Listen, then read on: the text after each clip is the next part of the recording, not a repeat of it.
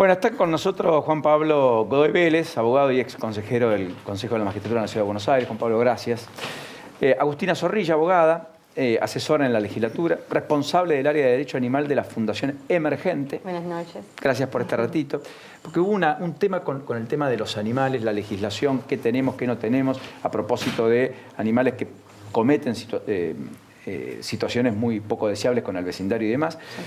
Y está Jorge Álvarez, gracias Jorge, director de IADEP, que es el Instituto Abierto para el Desarrollo y Estudio de Políticas Públicas, que escribió una columna que me impactó ayer a propósito de la inclusión financiera para formalizar lo que él denomina la economía popular. Todo eso que está en los bordes, que está al margen, que no entra al sistema y que le podría dar efectivamente a los gobiernos, pero en particular a la sociedad, al comercio, etcétera, un buen empujón si es que lo hacemos bien, ¿no? Y de eso vamos a estar hablando. Pero en principio, Vélez, ¿usted qué está viendo en la pelea política que atraviesa Comodoro Pi, que impacta y le pega de lleno a la credibilidad de la justicia, con fiscales declarados en rebeldía, con operaciones cruzadas, con servicios de inteligencia que parece que escuchan, que ven, que sienten lo que todo el mundo supo, y con una expresidenta a la que le encontraron carpetas de inteligencia a jueces, periodistas, etcétera, en su propia casa, diciendo que nunca en la Argentina se vivió una persecución como la que se vive hoy? Linda pregunta. A ver, primero que nada, lo de Stornelli no tiene grandes diferencias con la situación de Gonella en el gobierno anterior, ¿sí? Digo, me parece que, por un lado, tenemos el problema de la grieta y la politización de la justicia, esta cosa de que Comodoro Pi siempre maneja los tiempos, ¿viste? Si un gobierno está fuerte, tapa o avanza o retrocede. O sea que el tiempismo político de Comodoro Pi marca también la temperatura política del momento del país. Sí, yo creo que sí. Y esto justamente de que, por un lado, a Ramos Padilla lo confirme la Cámara,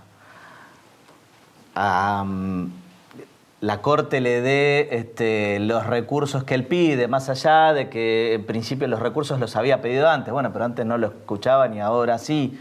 Digo, por las dudas están haciendo equilibrio en este momento. O sea, está bien eso, porque si están haciendo equilibrio quiere decir que entraron en la lógica política de hoy, en donde nadie sabe qué cuerno va a pasar y por lo tanto, como todo es posible, mejor no hagamos demasiado para comprometer o pelearnos con alguien a ver si todavía son los que vienen. Más o menos así es. Yo creo que esa es la realidad. Lo he dicho más de una vez, la justicia federal es una de las grandes responsables de la falta de credibilidad de la justicia en nuestro país, ¿no? Sí, porque la verdad que todos los buenos eslabones quedan solapadamente tapados por esto. Insisto una y otra vez, la justicia ordinaria funciona de una manera muy diferente, ¿sí? Pero bueno, no es la que atrae para que la estemos leyendo permanentemente. Doctora, ¿cuán atrasada estamos en legislación en materia de derechos de animal? Muchísimo. Bueno, en este momento 65 años, para ser exactos. ¿Por qué 65 años? La Ley de Protección Animal, que es la que sanciona con 15 días de 1 año a prisión para aquellas personas que maltraten o hagan víctimas de actos de crueldad a los animales, se sancionó en el año 1954 y al día de hoy todavía nunca se modificó. El grave problema que tiene esta ley es que enumera en forma taxativa cuáles son los casos de maltrato y cuáles son los casos de crueldad. Pero es extremadamente acotada al momento en el que vivimos hoy. Las conductas quedaron totalmente desactualizadas, la pena es totalmente baja, porque estamos hablando de 15 días a 1 año, es de no cumplimiento efectivo, no establece ningún tipo de multa al respecto, y bueno, y hay un montón de cuestiones que no estarían abarcadas dentro de lo que es la ley de maltrato animal, ¿no? O sea que se impone una reforma y la pregunta ahí es una reforma que contemple, supongo, también problemáticas que no estaban hace 5 décadas. Claro, sí, exactamente. Como por ejemplo lo que es el caso del abandono animal. Hoy en día no hay una ley que castiga a una persona que abandona un animal en la vía pública o en lugares privados de acceso público, con el perjuicio que esto pueda llegar a ocasionar para el resto de la gente. Pero sí hay una legislación contravencional por caso para aquel que va paseando un perro sin bozal cuando lo tiene que tener, o aquel que no junta la caca del perro, que genera también una existe una falta respecto a lo de levantar el tema del animal. Eso es código contravencional. Eso es código de faltas, el tema de levantar. El código contravencional, hoy en día no presenta ningún tipo de sanción respecto a lo que es el tema del maltrato o animal. No. Yo trabajo en la legislatura como asesora del diputado Daniel Presti. Nosotros la semana pasada presentamos un proyecto de ley justamente por este tema para incorporar al Código Contravencional un capítulo dedicado a lo que es el cuidado y la protección de los animales domésticos. ¿Y si se votase, qué implicaría? ¿Qué cambiaría?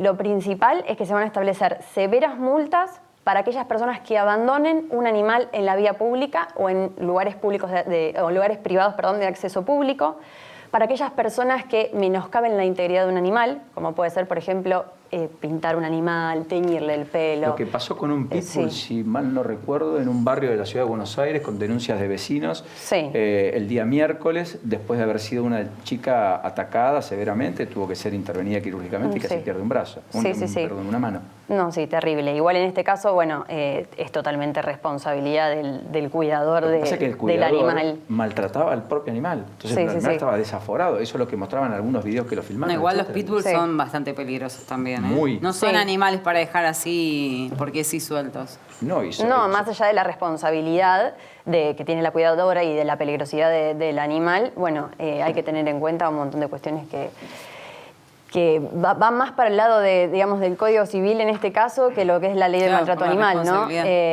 Hay como una controversia respecto a lo que es el ordenamiento jurídico respecto a los animales, porque la ley del maltrato animal los toma como si fuesen sujetos de derecho, les da esa importancia. A diferencia de lo que es el Código Civil y el Código Penal, que los toma como cosas. ¿Sí? Hoy en día hay como un cambio muy diferente en ese tema y es lo que se debería estar tratando. ¿Hubo un planteo con la chimpancera? Perdón, no me quiero equivocar cuando fue hace tiempo de Gil Domínguez. De Gil Domínguez, fue el abogado, exactamente. ¿No? La chimpancera. Que ahí fue donde, la declararon persona no humana. Persona no humana. A la chimpancé. Pero persona. Sí. Persona. Con lo cual sujeta a derechos. Todos los derechos. Es lo que planteaba la doctora, justamente, en relación a los derechos que tienen en el Código Civil. En ese caso se había presentado un habeas corpus para tomarla como un sujeto de derecho, para empezar a tomar a los animales como seres sintientes y no como cosas, ¿no? Que tienen emociones y que tienen sentimientos. La columna del señor, en el cronista de Jorge, empieza, ¿sabes cómo empieza, Nacho? Dice, en nuestro país se produce una extraña paradoja. El Estado, que tiene la responsabilidad de proveer la formalización de la economía, transforma el dinero bancarizado en plata en negro. Yo dije, wow, esto es un título, sentido periodístico. ¿Me explicás qué es lo que estás viendo y qué debería pasar y por lo cual tanto trabajás desde la Fundación? En primer lugar, me parece importante lo que resaltás, ¿no? Como una síntesis de algo que pasa cotidianamente, mensualmente en nuestro país. No es un fenómeno único de la Argentina, es una problemática de la región. El Estado transfiere para la seguridad social, jubilaciones, asignación universal, pensiones, etcétera, un monto importante de dinero y lo hace por el sistema bancario. Está todo dentro de la formalidad y hay control sobre ese dinero.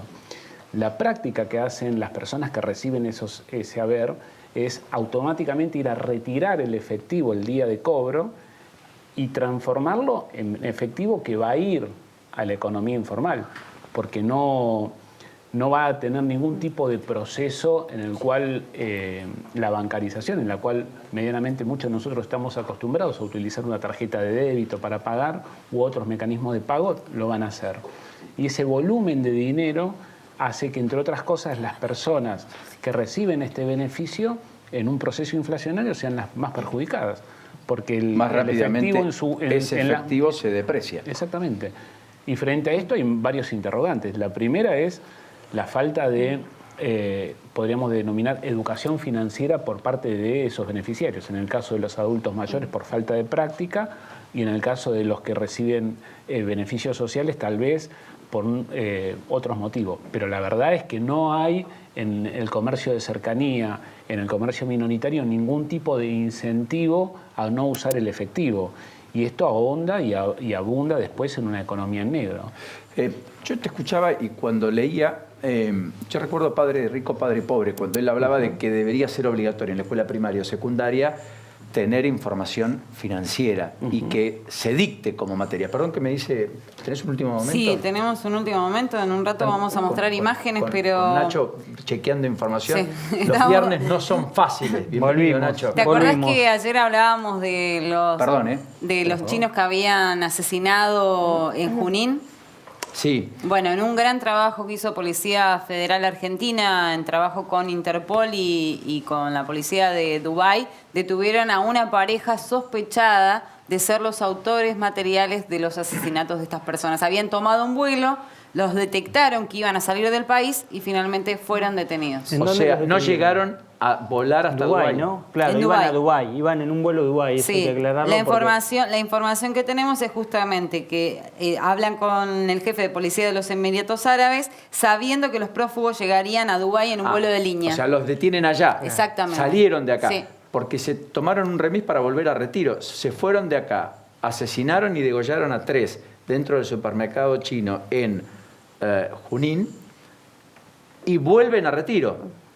Pero de Retiro se fueron a Aeroparque, al aeropuerto internacional de Ezeiza, y volaron hacia Dubái. Hacia Dubái, y los detuvieron en Dubái. Esto es importante, Paulino, porque cuando se habla de reforzar los controles migratorios, que un sector de la sociedad empieza a horrorizarse y dice, esto es cerrar fronteras. No, esto es controlar quién viene y a qué vienen. ¿Por qué vienen? Ciudadanos de otro país realizan un trabajo, mano de obra desocupada, y se quieren retirar antes de que la investigación siga su curso. Argentina no es un país como Estados Unidos o las potencias que tienen sistemas de investigación ágiles que permitan dictaminar que una persona que llegó al país, asesinó, se va y, Claro, los dos tienen y se ha pasaporte capturado a chino. tiempo. Todo En esto este pasó- caso, los controles sirvieron. Todo esto pasó en este supermercado, en esta esquina, esta es la imagen que está en el plasma y ustedes la tienen en pantalla completa en Junín. De hecho, atroz, porque además conmovió a una ciudad de poco más de 100.000 habitantes en el interior de la provincia de Buenos Aires y dábamos cuenta ayer de que este era uno de los hechos más atroces. Exactamente. Justamente. Bueno, hoy, gracias a Dios, en Dubái los detuvieron. Bueno, bien, Lourdes, por el título.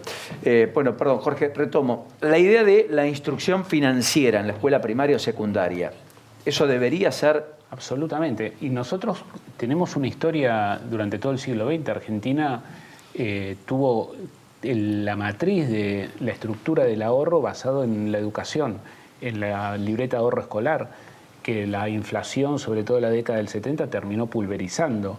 Pero de 1914 que se crea la Caja Nacional de Ahorro, se instrumenta la libreta de ahorro escolar hasta fines de la década del 70, formaba parte de la instrucción escolar. Ahora, no en el sentido estrictamente financiero, sino en la idea de la importancia del ahorro. Sin embargo, hoy hay mucha literatura que ubica a la posibilidad de generar en la educación inicial y en la educación primaria la noción del ahorro desde una cuestión pedagógica, que es el retraso de satisfacción, que es poder discernir la distinción entre lo inmediato y esperar.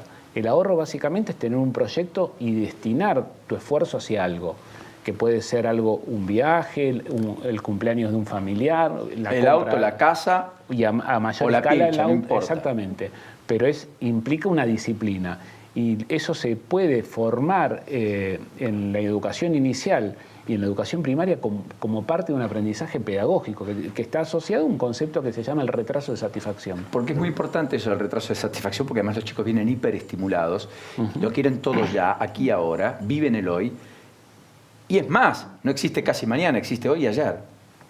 Por lo tanto, si no inculcamos desde chicos y nos formamos en un país que además tiene una muy tendencia. baja cultura del ahorro como la Argentina, podemos tener problemas aún más severos de los que tenemos. Digamos. Exactamente. Paulino, si mirás largo nuestra historia, vivimos casi siempre cerca de la abundancia en determinados momentos, pero lejos del desarrollo.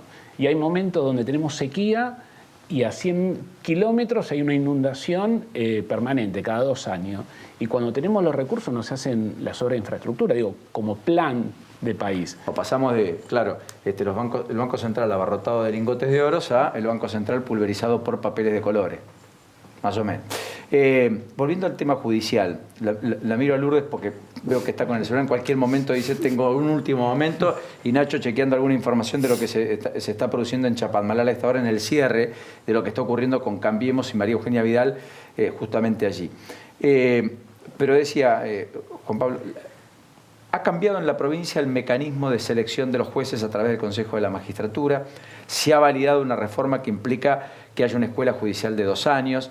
Se ha validado la idea de que haya un proceso de sistematización para elegir a los jueces, que tenga distintos procesos, que haya oralidad en los exámenes, además de escritos. Esta idea y este prisma de elegir a los mejores, de sepultar la idea del amiguismo, de los hijos de la familia judicial, tan presente y tan patente en muchos casos y en algunos apellidos encumbrados o dobles apellidos. ¿Es posible que empiece a ser parte de los tribunales en los próximos 5 o 10 años de manera definitiva o no? Mira. Que estén los mejores, no los que estaban más cerca o en el momento indicado, el día apropiado. En primer lugar, déjame decirte algo. Lo que tiene que ver con los exámenes, digo, desde la formalidad sí está claro que es un avance, está implementado, digo, tanto en ciudad como en nación, pero como en definitiva todo queda en manos de las personas, no termina de ser, digamos, una garantía de que haya grandes cambios. En España tienen un sistema bastante diferente al nuestro, donde vos tenés un examen de ingreso para una escuela judicial nacional, donde no hay una distinción de a qué juzgado vas a ir. Vos ingresás a la escuela judicial. Durante 2 años cursás, ¿sí? Y a partir de ahí, primero son jueces, digamos, como ayudantes, hacen una suerte de pasantía, pero ya son jueces, ¿sí? Después empiezan a ser jueces de primera instancia y así van haciendo toda la carrera judicial, que puede llegar hasta la corte. ¿Sí? Digo, no como en el sistema nuestro, donde en definitiva la corte, más allá de que siempre son prestigiosos juristas, se llega desde el Congreso y, si se quiere, se entra por la ventana. Bueno, esa era la idea de Maqueda fue senador del peronismo, Rosati fue ministro de Justicia, de Néstor Kirchner, intendente de Santa Fe. Ayúdame, Jorge, lo estoy viendo a Jorge y ustedes también, pero efectivamente Pichetto en un momento de Gilavedra se habló que podían ingresar a la corte con acuerdos políticos. Poco. Sí. De Pichetto hasta hace muy poco. Hasta hace muy poco, y Gilavedra también, porque eran los dos, era uno y uno, digamos, uno del peronismo y otro del radicalismo, como prenda de negociación. A mí lo que me ocupa de todas maneras es que en esa reforma lo que se establece es que los abogados van a poder participar también más activamente, porque van a haber una carrera de formación. Entonces cualquiera de ustedes podría eventualmente aspirar a ser juez, cosa que hoy es mucho más compleja. Hoy hay que ser secretario, hay que tener, ¿no? No, lo que sucede es que en la oposición de antecedentes, el puntaje que vos obtenés por los cargos de la carrera judicial te posicionan muy por sobre los puntajes que te brindan el ejercicio profesional de la abogacía. Entonces, ya arrancás 20 puntos abajo. Entonces, podés dar un examen brillante y tal vez quedes más o menos en igualdad de condiciones. O sea que es muy desparejo. Es muy desparejo. Y todavía está la familia judicial, también hay que decirlo, Paulina. No, porque miro a Jorge. Porque patea vos los podés tribunales ser todos el los más días. brillante de todo, pero llegás a mesa de entrada y te dicen, y no, porque si no tenés un amigo o alguien adentro, es muy difícil que por más que hagas los mejores exámenes entres. Bueno, Hoy Cristina todavía sigue designó un pasando. presidente de la Corte, intentó designar un presidente de la Corte de 33 años, 32 años, que no tenía Carles. ningún tipo de carrera, ni Roberto Carles. siquiera había oficio en el Fuero Federal. Claro, pero vamos a hablar de los puestos de los chiquitos. Cuando vos querés rendir un examen e ingresar al Poder Judicial, es muy complicado. Claro, sí. Muy complicado. Antes, por lo menos, cuando yo era estudiante de Derecho, iba y podía ser meritorio y ahí empezabas. Tenías que trabajar gratis, obviamente. Yo no lo pude hacer porque en ese momento tenía que trabajar. Pero la mayoría entraban como meritorios y después ya quedaban en la carrera judicial. Pero hoy, el que quiere ingresar a la justicia, es muy difícil. Doctora, ¿hay plafón para discutir en la legislatura lo que usted me dijo que presentaron la semana pasada? Sí, de hecho el proyecto ya está en la Comisión de Justicia. Ujú. La idea es realizar una reunión de comisión de asesores ya el próximo martes, el feriado, ¿no? El que viene, Sí, 9, martes creo que 9. sería, el martes 9, para comenzar a tratar el tema. Además de eso hay 2 artículos más también que están dentro del proyecto, que bueno, son también mantener animales en instalaciones inadecuadas. Hoy en día es muy normal ver gente que deja al animalito todo el día en el balcón o al rayo del sol o no le da agua. Este tipo de cuestiones hoy no están reguladas y bueno, nosotros lo incluiríamos en nuestro proyecto. Con sanciones para el propietario que haga eso. Claro, las sanciones serían utilidad pública o multas que van desde los 6.500 hasta los 42.500 pesos.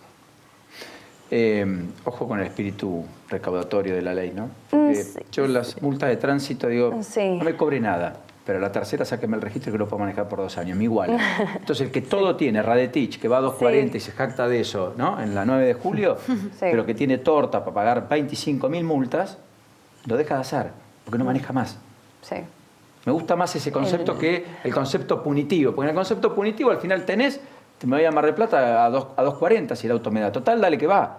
No estoy contemplando, ni me estoy representando, ni quiero matar a nadie. Ahora después si lo mato, digo, pero yo nunca me representé que iba a matar a alguien. Sí, pero ibas a 2.40 y la máxima era 120. Sí, totalmente. Igual a veces cuando le tocan el bolsillo a los argentinos toman un poco más de conciencia en ciertas Sí, cuestiones. pero está bien, pero ahí yo le digo, usted va después a la villa, hoy barrio 31. Igual no tocan el bolsillo todos los días. Sí, Tranquilo. en eso también somos O sea especialistas. Y la verdad que muchas ideas no se caen de la política más que poner más impuestos, etcétera. Ahora lo que voy es, usted va al barrio 31, ve un balcón, ve un Sí. perro, que va a cobrarle una multa de 6.000 pesos a alguien que no tiene para... No hay accesorio de utilidad pública. ¿Hay qué? Utilidad pública. O sea, hacer tarea. Hacer tareas. Sí, sí, sí. Son O sea, las dos las cosas, penas o lo se uno o lo establecen otro. las 2 cosas, sí. Vale. Tanto la sanción como la utilidad pública. No está mal.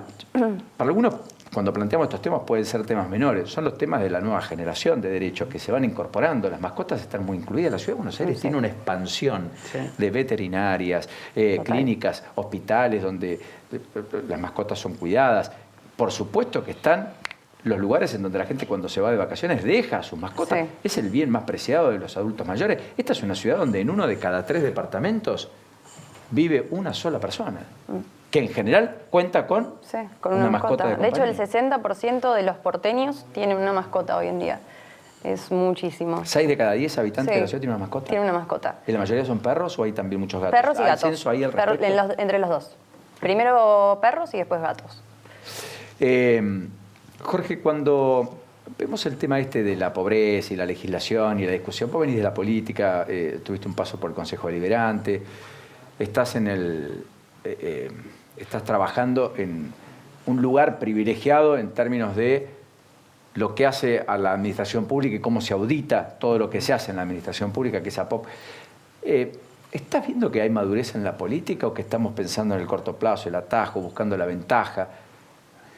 Para mí hay situaciones que son de la cultura política que resultan exitosas y es muy difícil ir contra la corriente y si resulta exitoso el atajo, nadie va a pensar en un camino a largo plazo. No se premia las conductas que son constantes, que tienen asidero con sus ideales y en general se premian al que tiene un movimiento rápido, táctico y triunfa. La cultura política termina impregnando después las decisiones de los actores. Pasa en el mundo de la justicia, como vos decías y señalabas al doctor, que el Comodoro Pi huele el termómetro del poder. Si tendríamos que buscar en la Argentina la mejor encuesta de qué tan fuerte está una administración es cómo opera la justicia con su funcionario. Entonces, más allá de cómo está la calle, vos ves ahí si hay poder o no hay poder. Y eso se derrama en todos los órdenes subnacionales, municipales. No hay tampoco ejemplos que vos digas trayectorias políticas que han cumplido algunos de los requisitos básicos que el ideal de lo que quisiéramos de los funcionarios están. Hay mucho atajo, hay cambio de opinión constante y después también hay objetivos de muy corto plazo en los proyectos políticos. Nadie se sienta a pensar frente a temas como la reforma previsional, en un país que no tiene una tasa alta de nacimientos y que tiene una tendencia por un nivel de desarrollo a incrementar la edad de vida, nadie se sienta a discutir seriamente que tarde o temprano hay que elevar la edad jubilatoria, porque vamos a asistir en los próximos años, Argentina llegará en 2035 a su tope poblacional, estaremos en los 50 millones de habitantes y no vamos a pasar de eso como país. Y eso significa que antes éramos como una suerte de pirámide y pasamos a ser como una especie de departamento. Vamos a ser más parecido a Europa, digamos. Más parecidos a Europa. Hoy, lo digo con mucho respeto, si no fuese por los sectores populares, la tasa de natalidad sería similar a la de muchos países europeos. Y eso inexorablemente obliga a que una dirigencia política esté discutiendo cómo va a ser el sistema de seguridad social en los próximos, no 40 o 50 años, en los próximos 10, 15 años. Sí, y es muy cierto lo que dice, porque lo hablábamos, Nacho, ayer con los datos de pobreza, ¿no? Es decir, la pobreza medida por personas abarca 1 de cada 3 argentinos. Medida por hogares es 1 de cada 4. Quiere decir que hay 75% de los hogares donde no hay pobres.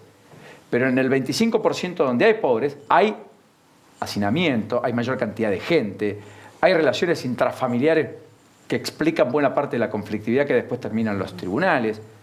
Tenemos una infantilización de la pobreza absolutamente dramática. 46% de los menores, de los chiquitos, de los chicos menores de 14 años, de esos niños, niñas, adolescentes, están bajo la línea de la pobreza.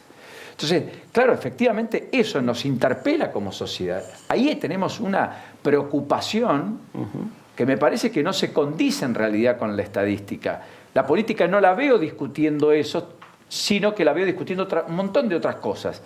Tal vez ungidas por las circunstancias, y quizás hasta en los medios no esté tan claro el planteo de hablar de estas cosas respecto a cómo superarlas. De todas maneras, la semana que viene se empieza a discutir el miércoles en audiencias públicas el nuevo régimen penal juvenil, Sí. de responsabilidad penal juvenil. El jueves en el Congreso es un día muy importante porque va Gustavo Arribas y va Silvia Magdalani a la Comisión Bicameral de Seguimiento de inteligencia. Exactamente, de inteligencia. Ya fue Ramos País, ahora van ellos.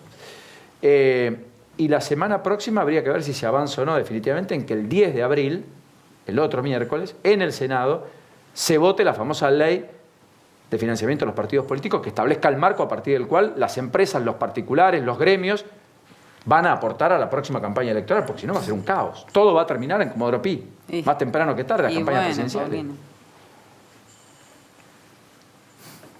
Me mira. Y ¿sabes qué? Es un vicio de origen. Sí. ¿No? Si aparecés financiado por el que no debió ponerte plata, tenés un vicio de origen. Sí. Los quiero despedir con una pregunta más a cada uno. La primera, ¿sos optimista de cara a que la justicia, pasada la zaranda, encuentre actores que estén más pendientes no de los tiempos políticos, sino de lo que los expedientes dicen? Sí, pero no en un corto plazo. Yo creo que uno... ¿Sabes qué pasa?